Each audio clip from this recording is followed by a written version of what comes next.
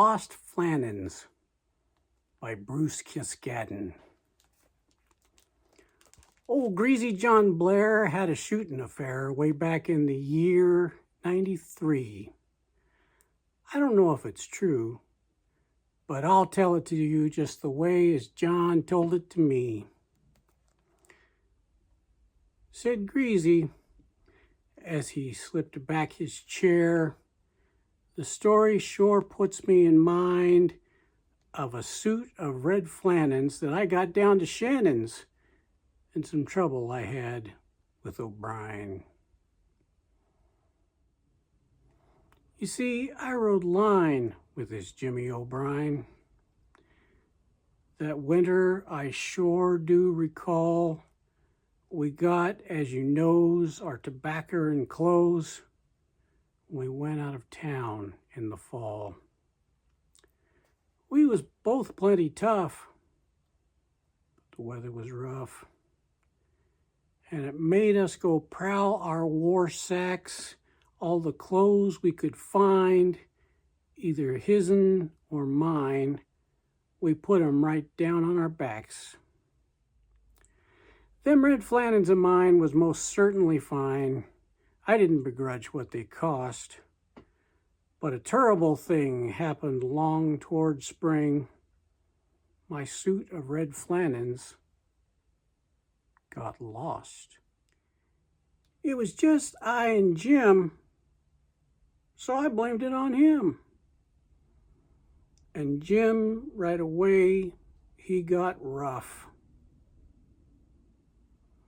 He was never right mild, and when once he riled, I am present to state he talked tough.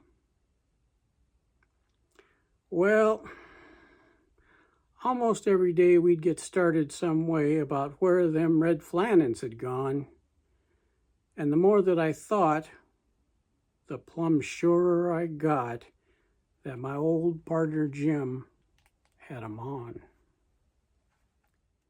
We'd had a big bait and was starting out late. The weather was perishing cold. I walked up to him and says, "Looky here, Jim. I want them red flannins you stole." Jim's eyes, they got mean. And he says, "Well, come clean. I've been hearing this talk quite a spell, and I can't understand how a reasonable man would be wanting red flannins in hell."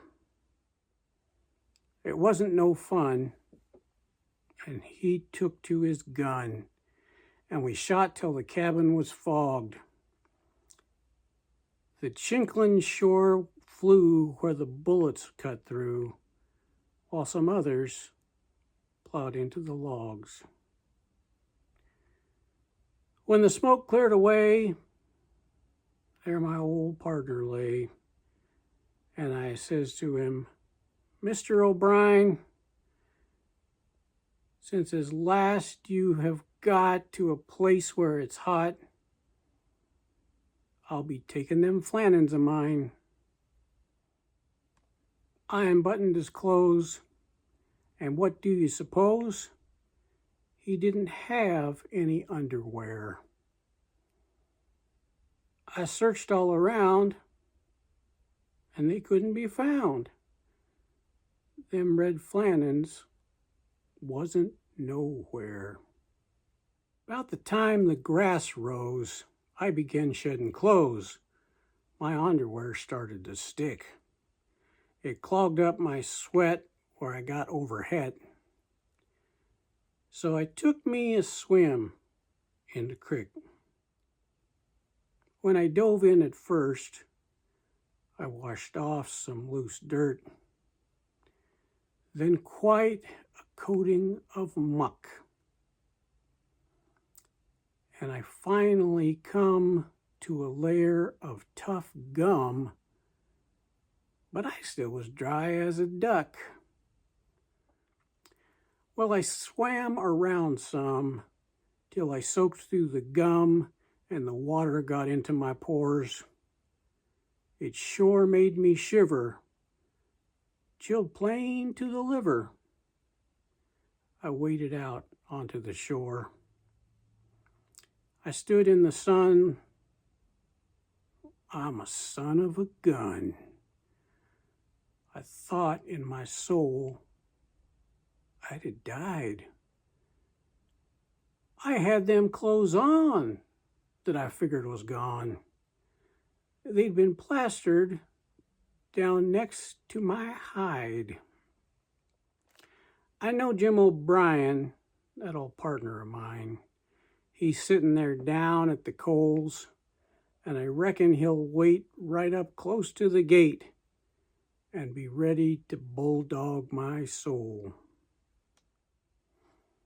It drives me to drink every time that I think of Jim fixing it up with old Satan. I know all these years he's been backing his ears and just itching and watching and waiting. I might make a try for a home in the sky, but that wouldn't be treating Jim fair. I made that mistake, so I'll give him a break and we'll settle the matter down there.